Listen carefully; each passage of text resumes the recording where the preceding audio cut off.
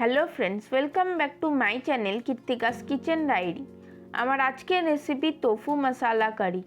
এর আগের ভিডিওতে আমি আপনাদের সাথে তোফু কীভাবে সয়াবিনের বীজ ভিজিয়ে ব্লেন্ড করে ছেঁকে তার থেকে সয়া মিল্ক বানাবেন এবং সেই দুধ থেকে সফট ফ্রেশ তোফু বানাবেন সেই রেসিপিটা শেয়ার করেছিলাম।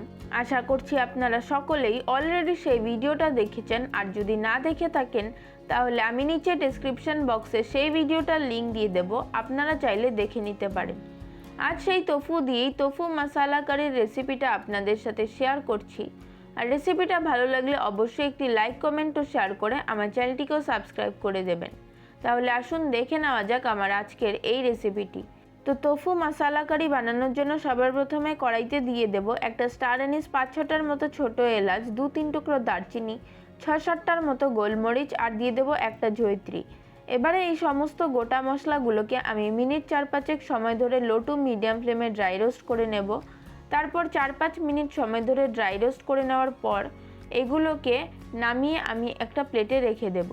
তারপর এই সেম কড়াইতে দিয়ে দেব 2 টেবিল চামচ পরিমাণে সাদা তেল। তেল ভালো মতো গরম হয়ে গেলে দিয়ে দেব 4-5টার মতো গোটা কাজু। এবারে এই কাজুগুলোকে আমি হালকা করে একটু ভেজে নেব, তারপর এগুলোকে তেল থেকে তুলে নেব। এবারে ড্রাই রোস্ট করে নেওয়া গোটা মশলা আর কাজুগুলোকে একটা মিক্সার জারে দিয়ে ভালো করে ড্রাই গ্রাইন্ড করে নেব।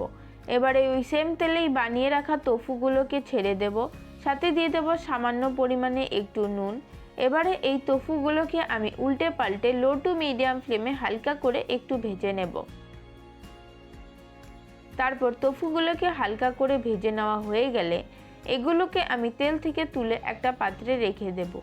এবারে ওই তেলেই ফোড়নে দিয়ে দেবো 1/4 চা চামচ পরিমাণে গোটা জিরে, গোটা মৌরি আর 2টো ফাটিয়ে নেওয়া শুকনো লঙ্কা।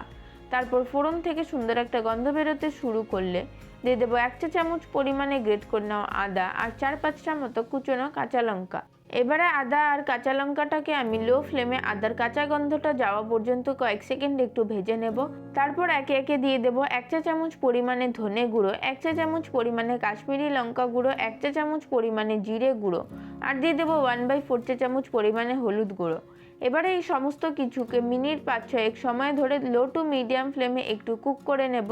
তারপর এর মধ্যে একটা মিডিয়াম সাইজের টমেটোকে পেস্ট করে দিয়ে দেব। এবারে টমেটো পেস্টটাকে দিয়ে পুরো মশলাটাকে আরও 4 থেকে 5 মিনিটের জন্য কষিয়ে নেব।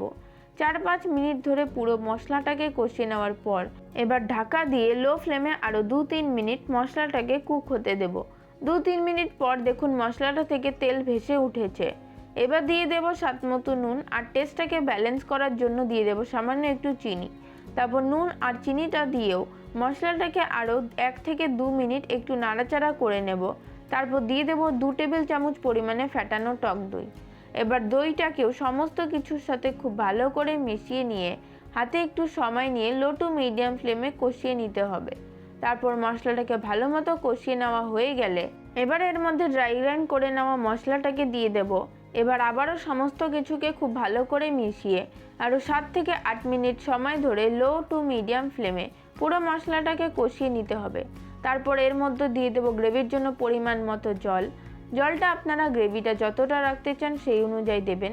এবারে ফ্লেমটাকে হাইতে করে দিয়ে গ্রেভিটাকে ভালো মতো একটু ফুটতে দেব। গ্রেভিটা ফুটে উঠলে এর মধ্যে আগে থেকে ভেজে তুলে রাখা তোফুগুলোকে ছেড়ে দেব। এবার তোফুগুলোকে গ্রেভির সাথে খুব ভালো করে মিশিয়ে নিয়ে আবারও কিছুক্ষণ ফুটিয়ে নেব।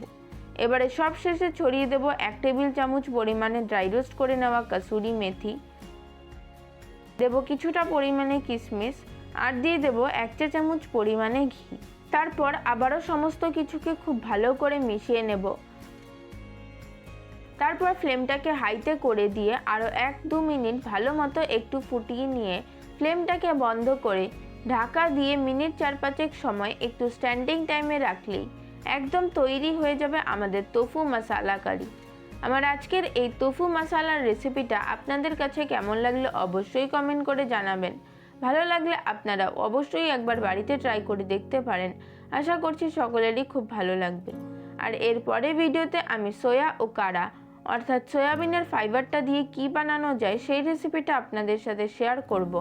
আর তোফু বানানোর ভিডিওটার লিঙ্ক আপনারা এই ভিডিওটার নিচে ডেসক্রিপশন বক্সে পেয়ে যাবেন। তো তার জন্য আপনারা যদি আমার এই রেসিপিটাকে ইউটিউব থেকে দেখে থাকেন তাহলে অবশ্যই চ্যানেলটিকে সাবস্ক্রাইব করে পাশে থাকা বেল আইকনটিকেও প্রেস করে দেবেন। আর ফেসবুক বা ইনস্টাগ্রাম থেকে দেখে থাকলে পেজটিকে ফলো করে দেবেন, যাতে আমার রেসিপিগুলো সবার আগে আপনাদের কাছে পৌঁছে যায়। তাহলে আজ ভিডিওটা এখানেই শেষ করছি। ততক্ষণ পর্যন্ত সকলে খুব ভালো থাকবেন, সুস্থ থাকবেন। ধন্যবাদ।